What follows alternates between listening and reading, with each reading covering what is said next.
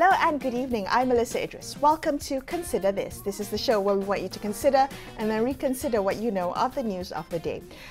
Recently, Prime Minister Anwar Ibrahim revealed that the government plans to introduce a new type of school, specifically for children of the poorest households in the country. Now, the concept for this new school, he said, would be similar to that of secondary boarding schools or Mara Junior Science Colleges, MRSMs. The Education Ministry has responded, saying that it aims to set up these schools by next year. So let's weigh some of the pros and cons of establishing such schools and what the ministry should take into consideration in its plans. Joining me now is Jenifer Lasimbang. She's with the Indigenous Peoples Network of Malaysia, Jaringan Orang Asal SeMalaysia, and she was the Assistant Minister of Education and Innovation for Sabah from 2018 till 2020. Jenifer, thank you for being on the show today. I'm wondering what your initial thoughts are on this initiative. I know we don't have that many details as to what the schools would entail, but I'm wondering what you would like to see, what you would like the government to really consider in the implementation of these schools. Okay, thank you, Melissa. Hi, thank you very much, Astro AWANI, for calling upon us to just give us some time to discuss this. And of course, as you said, we still do not have the details of the schools that's being proposed. But my initial thoughts are, as an indigenous person, an Orang Asal in Malaysia living in Sabah, I should be happy that they are going to create such a school, but I am not, because at the time of day we are fighting for just, equitable, we want our children to embrace diversity and to have an inclusive education. But these are of course just initial thoughts, but there are many other things that we should consider before we actually come up with such a very disturbing, I would say, policy for education in our children, because this would really have an impact on our education system. Okay, before we get into that, because that's precisely why we wanted to talk to you today, to think about how, if these schools are established, would they serve Sabah most? And I want to think that through as to where they ought to be placed. Where would they cater to the most underserved communities? Before we start thinking about, because it's for poor, and we really have to think about what is poor.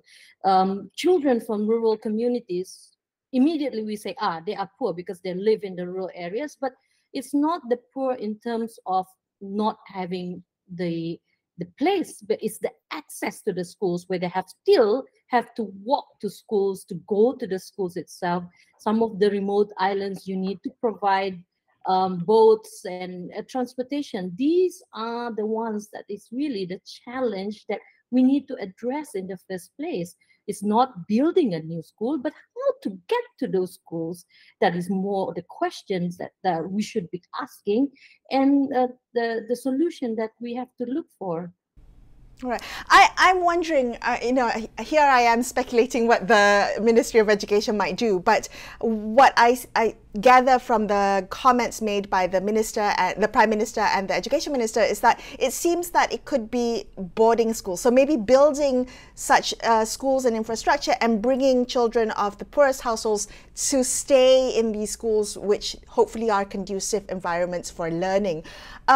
Would that better serve communities who don't have access to schools, who it takes 4 hours to travel to school and therefore they don't go to school? Would that solve that problem of access and transportation? Okay, of course that would be one of the solutions, but universally we should never take our children out of the family unit at that young age. I mean, in Sabah we have children who have to be, transported by boats, and these are not safe conditions. They're quite dangerous to go across the rivers and all that to go to the boarding schools, and the boarding schools are they're not well equipped. And recently, remember the case of our Orang Asli children who ran away from the boarding school, and they died in the process.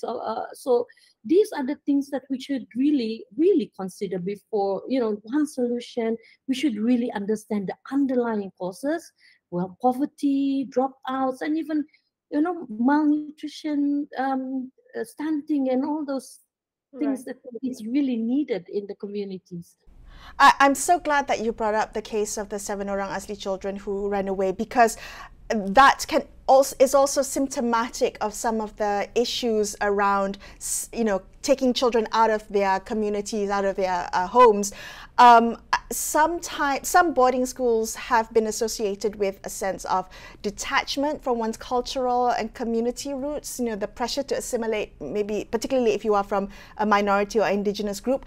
Do you think that this is something the government will consider, and how ought they consider this issue if they are planning to have these special schools, boarding schools, taking poor children and taking them away from their communities? I mean, I think we really have to look at the quality of education and the curriculum itself. We cannot, we have to decentralize the thinking behind giving children education at the moment, because we cannot just put everybody in the same, especially children who are from this very displaced and very marginalized situation. We can't just think about one box for them and put them there. There must be a time and effort actually to understand the situation. For example, in a longhouse, if there's a space for children to be taught in the longhouse together, still staying with the family till the parents, even the parents, are comfortable enough. What more the children, right? But to send them to a boarding school, and mind me, the boarding schools in the rural areas are not pretty. We have kids, unable to study because they are eaten alive by bed bugs in the hostels.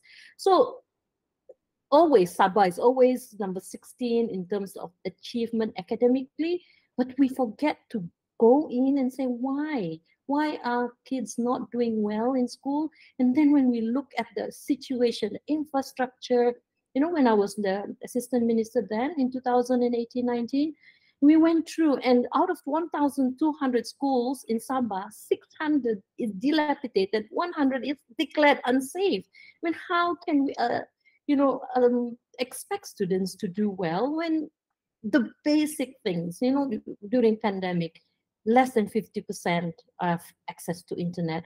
There's so many deeper problems, and why, it's just not creating a school for the poor, but actually we have to look at the underlying causes. Is the poverty, even malnutrition. RMT helps, and during the pandemic, some of the parents who are receiving RMT, they are so worried, or they're like, we can't go to school, kids can't go to school, so they don't have RMT, so they only have 1 meal a day during pandemic. And it's like, although this may sound like a problem should be solved 30 to 40 years ago, but it's still happening in most rural and remote places in Sabah. So we really should really look at the underlying problems and find solutions for them.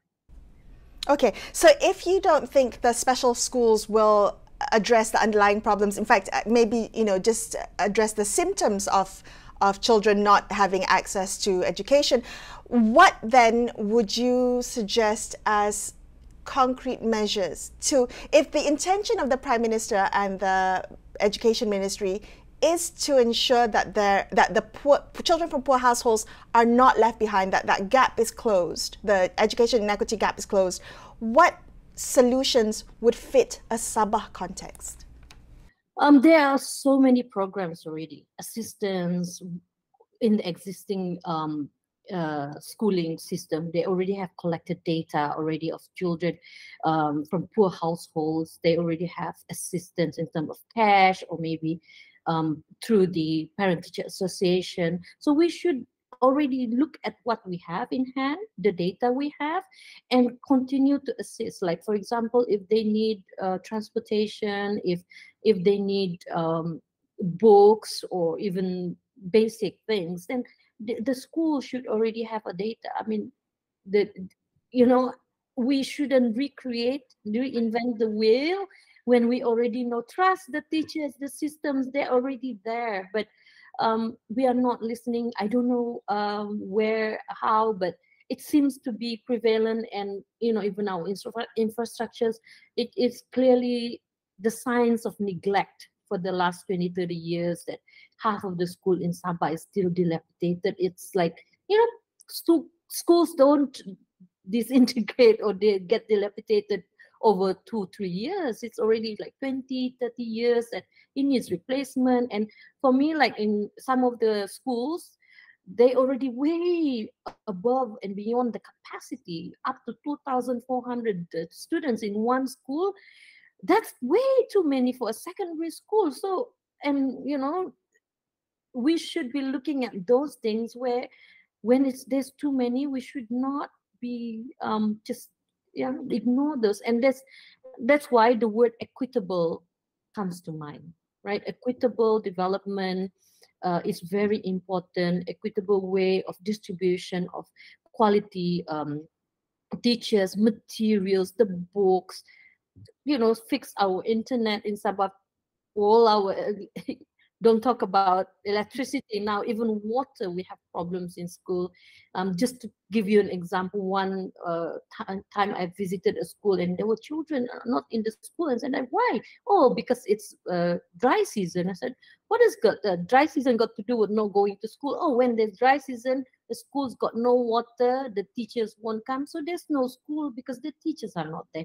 I don't blame the teacher, but it's just situation that is so bad that we have to, just fix the basic things. And therefore, we need to look at where we are failing the children.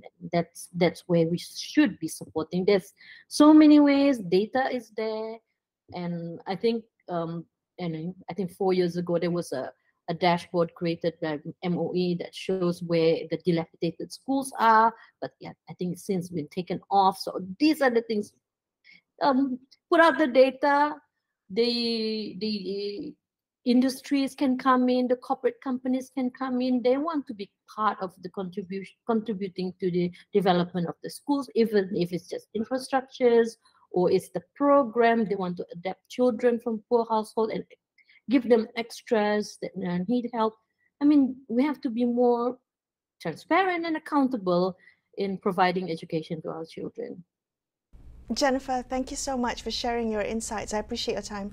Jenifer Lasimbang, former Assistant Minister of Education and Innovation for Sabah there. We're going to take a very quick break here and consider this. We'll be back with more. Stay tuned.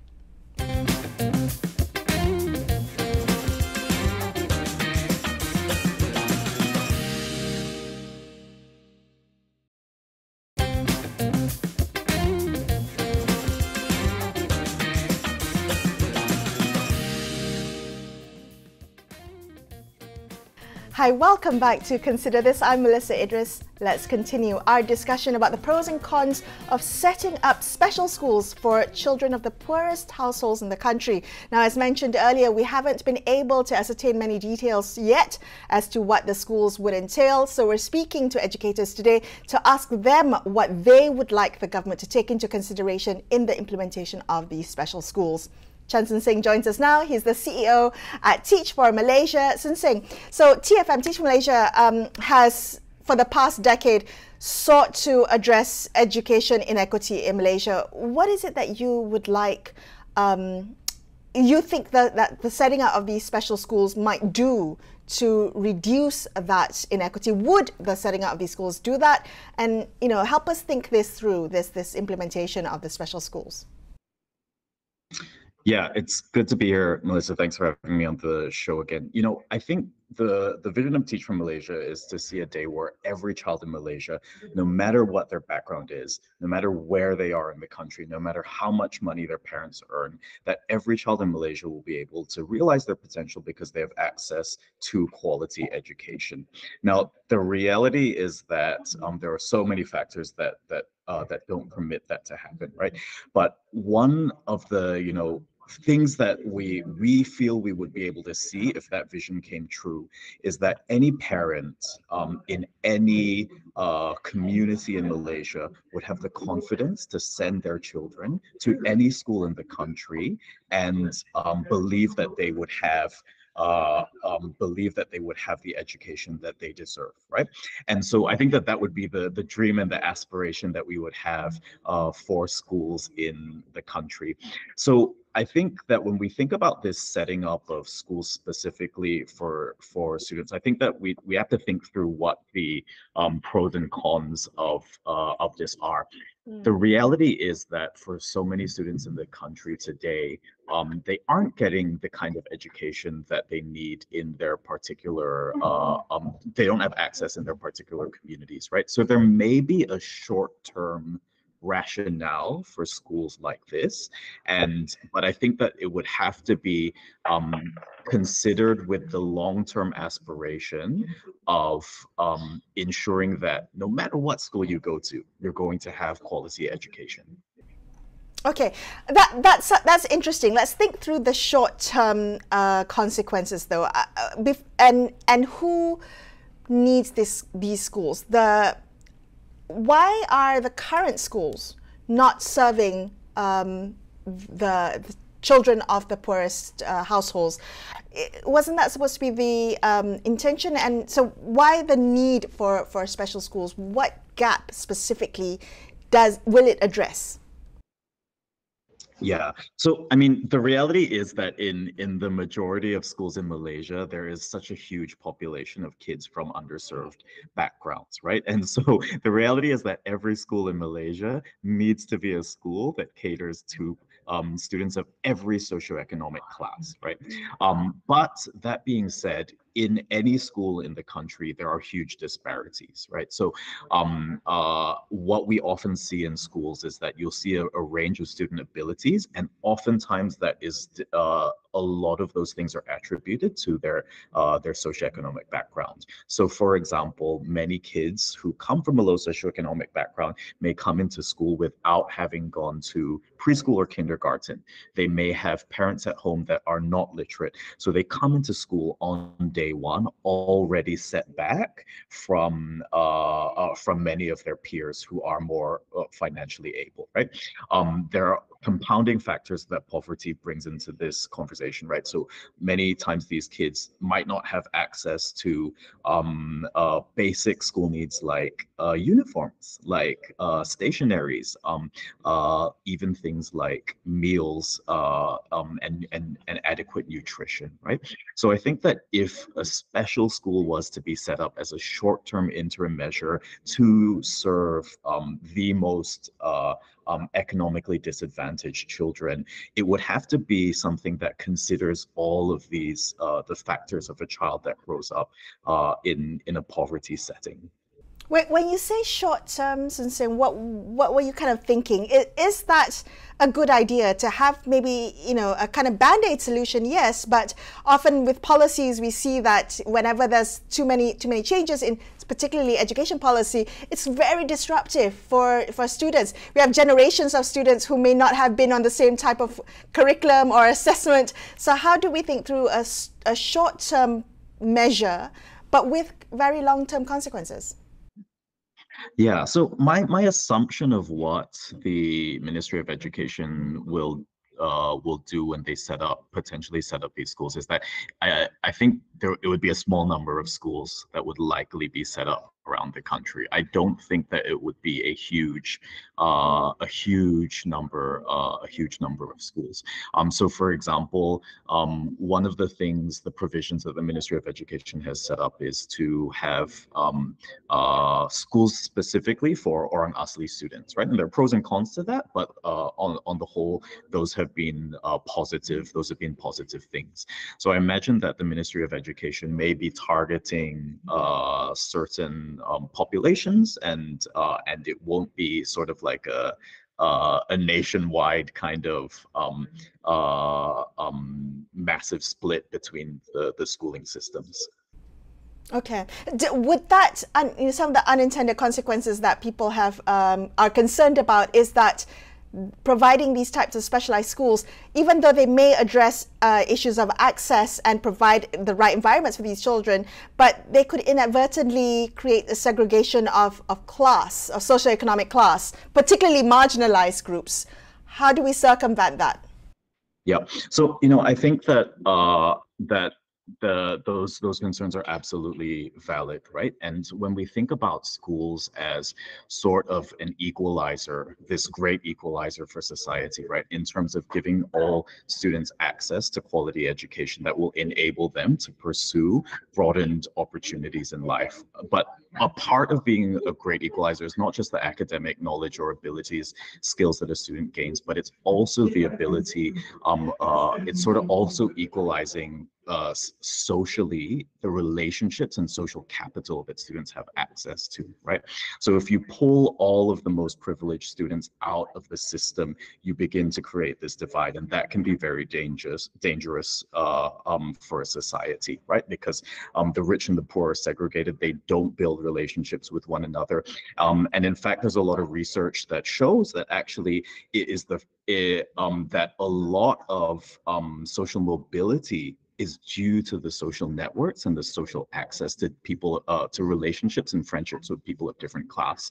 And so I think that is a very much a valid concern. So I think that and there are also challenges of the potential stigma that this will create for kids, right? And I think the Ministry of Education will definitely not brand these as schools for the poor, for example, right? But there is this stigma of what does this mean for me to be in a school like this, right? So I think that those are some of the potential ramifications. Just to say that those are valid concerns for sure, right? I think that it would be very important to ensure that there are avenues for integration for students, and for students to be able to interact with other students from very different backgrounds to themselves. That will be a very important consideration. So I also wanted to ask you, because you pointed out to some of the reasons why I think children from underserved communities or from very poor households struggle with schools. You talked about uniforms, nutrition, access, all of those things. When we think about these types of schools and the educators needed for them, the types of faculty, the types of teaching support that's needed to narrow that inequity, that gap, that divide, what is needed from an educator's perspective? How would you leverage this opportunity to really close that? If we're going to do this, let's do it right. And what are the roles of the teachers then? Yeah, and so that's a really good point, Melissa. One of the things that we focus on at Teach For Malaysia when we train our fellows is really helping fellows to understand the backgrounds and the differentiated needs of their students, and the additional support that a teacher will need to do to go above and beyond traditional expectations to meet the additional needs of their students. The reality is that most teachers go through general teacher training and may not be prepared to meet the additional needs of students from very challenging backgrounds, right?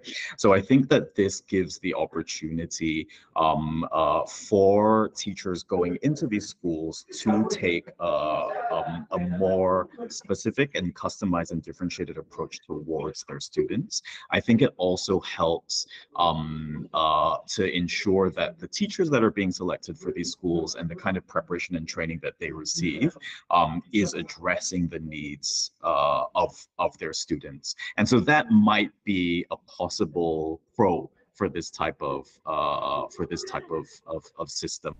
All right, thank you so much, Soon Seng, for helping us think through this and consider the different angles and dynamics at play here. Chan Soon Seng, CEO of Teach For Malaysia, they're wrapping up this episode of Consider This. I'm Melisa Idris, signing off for the evening. Thank you so much for watching, and good night.